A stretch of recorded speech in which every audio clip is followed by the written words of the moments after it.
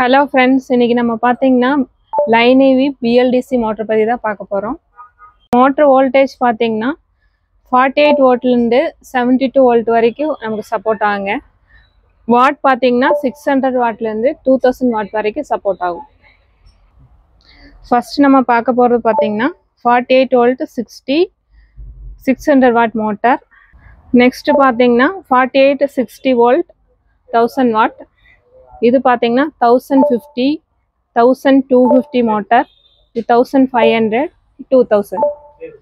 அது போக பாத்தீங்கன்னா நமக்கு காருக்கான மோட்டரும் இருக்கு.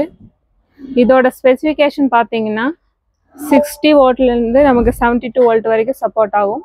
3000 வாட் டெட்டாய் மோட்டர். இதோட ஒயர் பாத்தீங்கன்னா 6 ஃபேஸ் ஒயர்.